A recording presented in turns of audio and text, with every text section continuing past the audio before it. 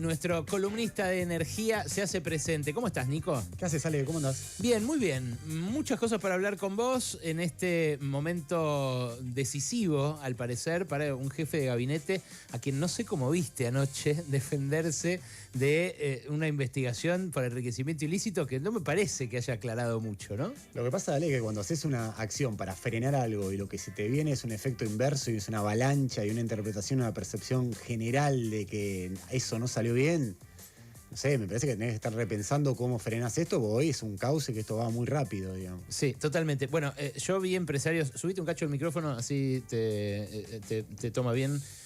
Lo de abajo, muéstrale, Gaby, por fin. He visto muchos empresarios, me imagino yo, en el sector energético también los hay, preocupados por la estabilidad del gobierno, ¿no? Un gobierno al que le agradecen algunas medidas, muchas decisiones, pero al que ven desmoronarse en la opinión pública. Sí, totalmente. Mirá, ayer hicimos un evento de gas natural y hay una atmósfera en el sector de energía y esto tiene una parte buena, digamos, esto hay que decirlo, tiene mucha parte buena, la verdad que está muy lanzada la inversión en algunos segmentos del sector de energía. Eso es en producción de vaca muerta, y uno dice vaca muerta es producción de petróleo y gas. Pero en forma complementaria a eso, lo que tenés es mucha inversión en proyectos de infraestructura que necesitas para ampliar la producción de petróleo. Por ejemplo, gasoductos. Un gasoducto, que es lo que a uno se le viene más rápido, pero también hay plantas de acondicionamiento y de tratamiento y de separación de ese petróleo y de ese gas que necesitas hacer y que son proyectos petroquímicos que generan mucha inversión. Por ejemplo, ayer se anunció un proyecto se llama de separación de líquidos, NGLs en las siglas en inglés. Son 3.000 millones de dólares de inversión en Neuquén y en Bahía Blanca, Ale. O sea, entonces, cuando vos ves las externalidades positivas de ese proyecto, ya no es solamente la inversión en millones de dólares, sino también es generación de recursos humanos, es generación de cadenas de valor. Obviamente que necesitas, si vos tuvieses un Estado que planifique, que esas cadenas de valor tengan actores locales, tengan empresas locales, tengan industria local, bueno, capturás mucho más valor. Pero en sí mismo lo que está generando es una externalidad de no sé, plantas de procesamiento de etano en Bahía Blanca. Hay mucha cosa que se puede hacer que obviamente requiere de cierta estabilidad macroeconómica, y en un gobierno que vos lo ves que tiene tanto error autoinfligido, hay mucha preocupación en empresarios o en accionistas de empresas de decir, bueno, si esto va el año que viene a una elección compleja, muy pendular, muy antinómica, bueno, va a crujir mucho. Y te puede afectar ese lanzamiento de inversiones que están en marcha, digamos, que es lo que el país necesita. O sea, vos los ves pisando el freno un cachito, pensando en la continuidad o no de las políticas que los beneficiaron. Yo lo que digo es que está muy lanzada la inversión y eso es un dato de la realidad. Hay una preocupación de que si el gobierno no resuelve bien este año y entra a la campaña electoral del año que viene con el pie medio en falso, y puede estar complicado. O sea, esto no es que esto está dado. O sea, yo te puedo nombrar inversiones te dije recién, TGS ayer invirtiendo 3.000 millones de dólares, YPF tiene que cerrar antes de fin de año un proyecto, el contrato, firmar el contrato definitivo, que eso ya implica un compromiso vinculante por el proyecto de exportación de gas natural licuado de Río Negro. Son 12.000, 15.000 millones de dólares de inversión en la primera etapa, se tiene que cerrar antes de noviembre, diciembre. Eso necesita que la política por lo menos no se te empioje demasiado y que no te afecte la economía. Si eso te empieza a pasar, se va a complicar. Bueno, algunos de estos proyectos, o todos los que mencionaste, están adheridos al RIGI, al régimen de incentivo a las grandes inversiones. Pero hay otros que se han postulado, que todavía no les fue aprobado este esquema de beneficios impositivos y, bueno, de ventajas en un montón de aspectos, ventajas en el acceso a la divisa, en el pago de impuestos, en el régimen laboral, en un montón de cosas.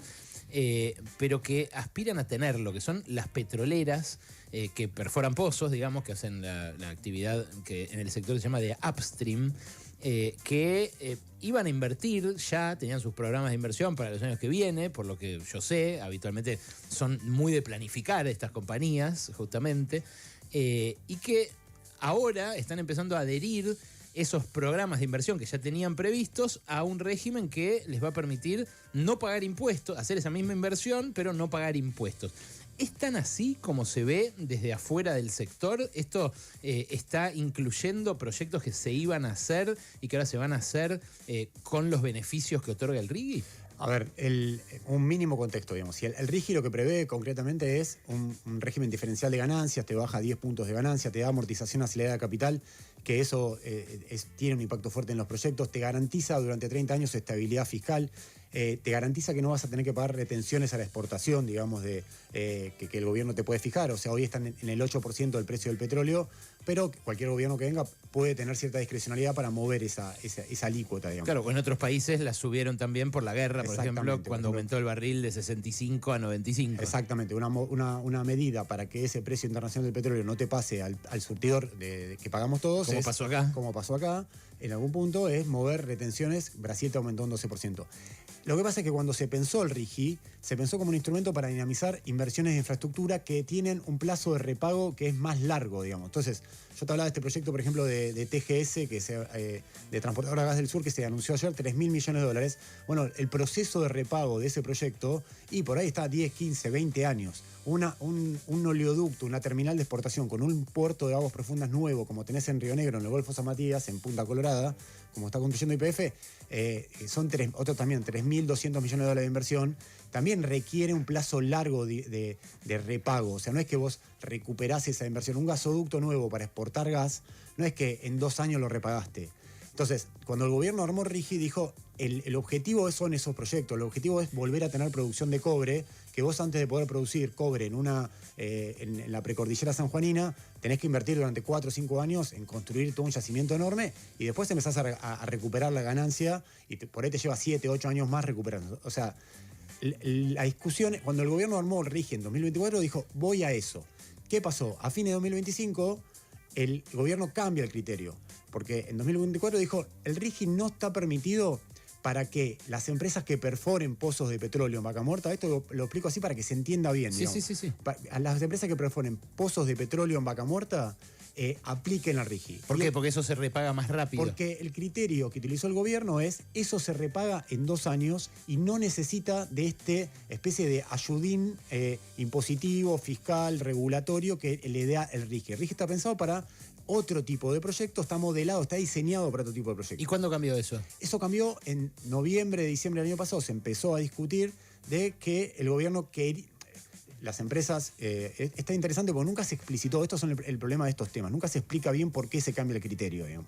El gobierno tomó un criterio en 2024 y dijo, yo excluyo a la perforación de pozos dentro de las actividades permitidas para adherir al RIGI. Ahora, a partir de febrero, sacó un decreto y dijo, están habilitadas. ¿Por qué lo hizo? Uno busca información, pregunta al Ministerio de Economía, ¿cuál es el racional que ustedes vieron para modificar su propio criterio? Porque no es que están cambiando el criterio de un gobierno anterior. O sea, y lo que te dicen es que después de que Milei viajó varias veces a Estados Unidos, entendió que, o por lo menos el planteo que le hacían los inversores, las empresas norteamericanas, es que necesitaban tener garantía de que no iba a haber más retenciones a la exportación de petróleo. Es decir, que hoy es el 8. Está bien, el 8 es una alícuota razonable para la industria petrolera, pero llegaron a ser el 50, el 60% en su momento, digamos. O sea, si vos mirás 2008, 2009, las retenciones eran el 50-60% de la exportación de petróleo. Es decir, el petróleo valía 90, el Estado se quedaba con con $50 esos $90 que valía el crudo en ese momento. ¿Y ahora? Y ahora es el 8%. Si el petróleo vale 100, el Estado Nacional recauda por retención a esa exportación $8. Esa es la cuenta de hoy. Entonces, lo que te dicen en el Ministerio de Economía es que muchos inversores, muchas empresas como Continental Resources, que es una empresa grande de Estados Unidos, la propia Chevron, que está en Argentina, Dawon Energy, que es otra empresa que está mirando también entrar a Vaca Muerta, te pedían como condición necesaria para invertir en Vaca Muerta, para entrar, que es un problema que tiene la Argentina. La Argentina no es que... Mucha rentabilidad pedían. Pedían en algún punto que poder emparejar la cancha con Estados Unidos, que no tiene esa ley de amortización acelerada de capital, digamos. Entiendo, pero hay algunas empresas argentinas que se han presentado a esto. Yo el otro día estuve en un evento de la Fundación Cimientos, por ejemplo, en una subasta de artículos de la selección, y había ejecutivos de Pluspetrol que me contaban que tienen un proyecto presentado, me imagino yo, para inversiones que de todas maneras habrían hecho, porque es una petrolera grande. Ese es el problema. Cuando vos armás el decreto de febrero, vos lo que decís ahí es que autorizás a ingresar al RIGI a áreas de petróleo que no tengan desarrollo significativo en el área 2024. Lo que pasa es que 2024, 2026 pasaron 2 años. Y un buen pozo en Vaca Muerta lo repagás en 2 años. O sea, y si no menos. Y uno malo lo repagás en 3. Entonces, cuando vos sacás la foto de 2024, hay un montón de áreas que decían, che, yo no tengo un desarrollo significativo en 2024. Y ahí tenés áreas como Bajo del Choique, que decías vos de Pluspetrol, la Angostura Sur también es un área de YPF. Hay el Rincón de Aranda de Pampa, aunque el Rincón de Aranda no tiene tanto desarrollo ahora.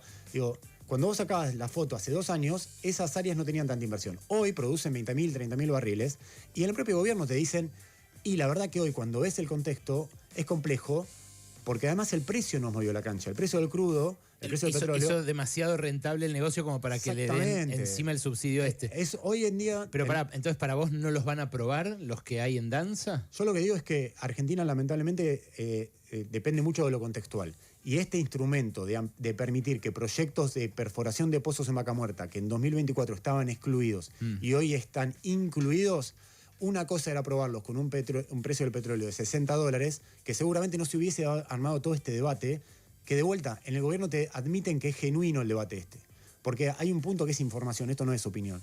Cuando vos mirabas la primera oleada de 2024 en lo que era el RIGI, sí, vos tenías un encolumniamiento, una defensa, estaba totalmente cerrada la fila, digamos, la industria petrolera, consultores, gente que miraba y decía, no, está bien, un proyecto de LNG de exportación de gas natural licuado requiere un RIGI. El gasoducto ese que tarda tanto en amortizarse. Necesitaba un RIGI. Un proyecto como el de TGS petroquímico, que son 3.000 millones de dólares de inversión, de fierro y demás, necesita un RIGI. Ahora, cuando vos preguntás a los 10 principales directivos de la industria petrolera o de 10 altos directivos de empresas petroleras hoy, che, ¿era necesario, Ale, hacer esto? Hoy hay 3 o 4 que te dicen, mira, la verdad, no era necesario. Cuando vos preguntás a consultores que trabajan con muchas de estas empresas, en un café, fuera con el micrófono apagado, te dicen, la verdad es que no era tan necesario en este momento hacer eso, digamos. No pedían tanto. Bueno, como dijo Manuel Agis, aquella vez. Exactamente, le hicimos una entrevista hace 20 días a Manuel Agis y él volvió a decir lo mismo, no pedían tanto. Sí. También es verdad que si el petróleo estuviese $50, $55, yo te diría, Ale, el contexto sería distinto, porque vos ya tenés infraestructura para exportar petróleo que está construida, y la verdad que cuando decís, che, la Argentina, ¿cómo puede aumentar exportaciones? Y produciendo petróleo. Es un botón rojo que lo tocas y vos sabés que en un año, de hecho, si vos mirás, ahí ya está empezando a salir notas, nosotros estamos escribiendo eso, que es que la cantidad de dólares que entraron por petróleo y por minería este año no estás tan lejos ya del campo, digamos. No, claro. Antes parecía como una primera turbina que exportaba dólares. Ahora no estás tan lejos y si vos pensás que Argentina puede exportar más o menos 300.000 barriles más en los próximos 18 por día, 300.000 barriles por día más hacia fines de 2027, bueno, eso también un gobierno te puede decir, ok, está bien, estoy haciendo transferencia de ingresos hacia un sector, estoy haciendo como un trabajo medio discrecional. Pero eso me va a reportar muy rápido en 2 años más dólares que me van a ayudar a estabilizar la economía. Es una discusión bastante compleja, o sea, el que habilitó esa discusión fue el propio gobierno, que primero tomó una decisión y después lo cambió. Claro.